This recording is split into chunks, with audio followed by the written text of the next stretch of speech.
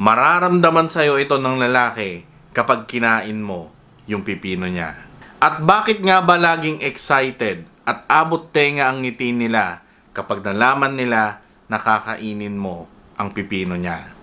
Number 1, dahil puro sarap lang. Kapag regular na bakbakan lang, akala nyo puro sarap lang ang isang lalaki. Sa totoo lang, nakaka-stress din sa part ng lalaki. Lalo na kung mahal na mahal niya yung isang babae. Dahil syempre kung mahal niya yung isang babae, gusto ng lalaki na magiging masaya din yung babae sa bakbakan nila.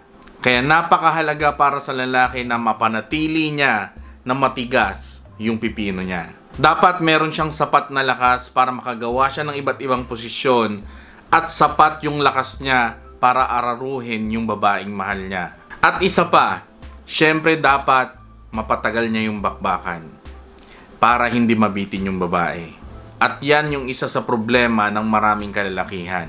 Kaya kung iisipin nyo na puro sarap lang ang isang lalaki sa bakbakan, mali kayo. Lalo na kung mahal niya yung babae. Kaya madalas nakaka-stress din yan sa part ng lalaki. Kaya ganun na lang yung saya ng isang lalaki kapag nalaman niya nakakainin mo yung pipino niya. Dahil wala siyang ibang iisipin kundi mag-enjoy. At labasan kung kailan niya gusto. Hindi na niya kailangan pigilin or kontrolin yung sarili niya para lang tumagal. Plus, hindi pa siya pagod dahil ikaw lang yung nagtatrabaho. Siya, nakaupo lang or nakatayo lang. Relax. Number 2, dahil parang tanggap na tanggap mo siya. Aminin natin, magpakatotoo tayo. Hindi lahat ng babae kayang kainin yung pipino ng partner nila. Dahil sino ba naman ang may gusto na yung isang ratbo ay isusubo mo sa bibig mo? 'Di ba? Nakakadiri yun. At sa part naman ng lalaki, iisipin niya, lalo na kung mahal niya yung babae, syempre iisipin din ng lalaki na baka may amoy yung pipino niya. Baka mandiri ka sa kanya. Baka matagal siyang labasan at mangalay ka sa ginagawa mo. Or iisipin din niya na kung nag-e-enjoy ka ba or baka napipilitan ka lang. Yung mga ganyan.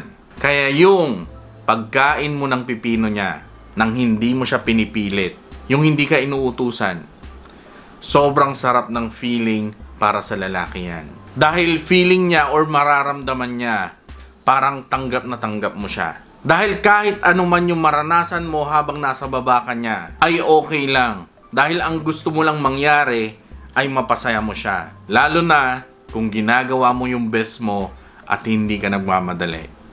Diyos me, yung Marimar, the best yun. Sobrang ma-appreciate ng lalaki yan sa'yo. Pangatlo, dahil hindi ka mabubuntis. Maliban na lang siguro kung may matres ka sa lalamunan, 'di ba? Pero sa totoo lang, isa yan talaga sa dahilan, yung hindi ka mabubuntis. Yung makakapag-enjoy ka na pwede kang magpaputok ng pipino mo anytime mo gusto na wala kang aalalahanin na baka mabuntis siya. Lalo na kung hindi pa kayo handa na magkapamilya or magkaanak. Sa part ng lalaki, sobrang nakaka-stress kaya kapag pinipigilan mo dahil inaalala mo na baka mabuntis mo siya. Yan din yung isa sa dahilan kung bakit marami sa mga kalalakihan ang hindi tumatagal sa bakbakan. Maraming dahilan pero isa yan. Dahil hindi siya makapag-concentrate sa kakaisip na baka may mabuo kayo. Kaya kung kakainin mo yung pipino niya at nakahanda ka na kainin or lunukin yung protina na ilalabas niya, ibang level na sarap yon para sa lalaki. Mag-e-enjoy lang siya ng bonggang-bongga na walang ibang iisipin kundi yung sarap lang ng ginagawa mo. Pang-apat, dahil feeling hari. Alam mo yung parang makikita ka niya na pagsisilbihan mo siya. Yung luluhod ka sa harap niya, tapos kakainin mo yung pipino niya. Diyan pa lang, feeling mo isa ka ng hari. Lalaking lalaki or parang machong-macho ka na. At alam nyo naman, kung ganyan yung pakiramdam ng isang lalaki, 'di ba? Syempre, mas lalong gaganahan yan. Hindi lang sa bakbakan nyo, pati na rin sa relasyon nyo. Kaya kung pinaparamdam sa inyo ng boyfriend or mister nyo na kayo yung boss sa relasyon, kayo yung reyna sa relasyon, dapat iparamdam nyo rin sa kanya na siya yung hari. Hindi lang sa bakbakan na ginagawa nyo, pati na rin sa harap ng ibang tao. Para nang sa ganun, ay hindi mawala yung pagkalalaki niya na mag-handle ng relasyon nyo. Panglima, Dahil mahal ng mga lalaki ang pipino nila. Sino ba naman ang lalaki na ayaw ang kanilang pipino? 'Di ba? Yung iba nga, kinakausap pa yan bago sumalang sa bakbakan. Mag-behave ka mamaya ha. Patagalin mo yung bakbakan para masaya yung laban. Yan ang pinakamamahal na best friend ng mga lalaki.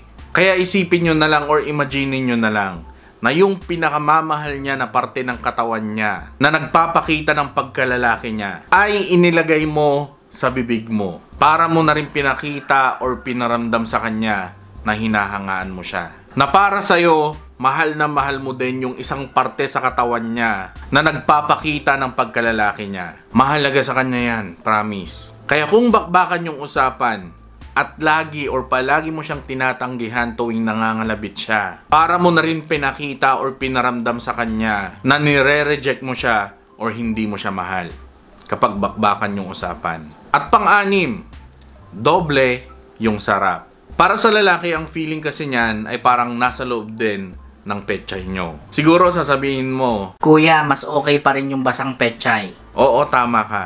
Mas okay nga yun. Pero ang tanong, may dila ba ang pechay nyo? May dila ba yan na nagpapaikot-ikot sa may pipino niya? Wala, 'di ba? Kaya mas doble yung sarap na mararamdaman niya kapag kinain mo yung pipino niya. Pero syempre, hindi ko ginawa ang video na to para sabihin sa inyo na dapat gawin or ginagawa nyo to sa mga lalaki sa buhay nyo. Kung ayaw nyo at hindi nyo kaya, huwag nyong pipilitin. Lalo na kung hindi rin niya kinakain ang pechay mo. At syempre, hindi porket walang kainan na nangyayari sa relasyon nyo ay hindi na kayo magtatagal. Nasa pagsasama nyo pa rin yan kung paano nyo mahalin yung partner nyo.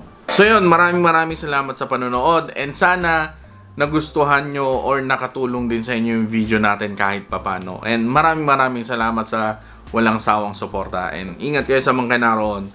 Love you all. God bless. Peace and goodbye. Everybody knows that I'm breaking down. Everybody knows I ain't faking now. Everybody knows my heart's vacant now. Yeah, she hates me now. Ganito yung makikita mo sa kanya kung maayos siyang karelasyon.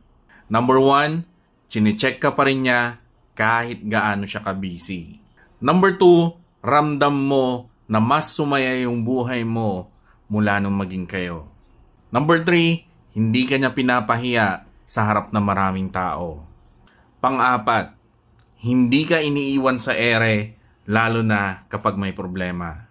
Number 5, nire-respeto niya yung time at space mo at sobrang mahal na mahal ka niya. Kapag ganito yung jowa mo ngayon, alagaan mo na yan. Huwag ka na maghahanap ng iba.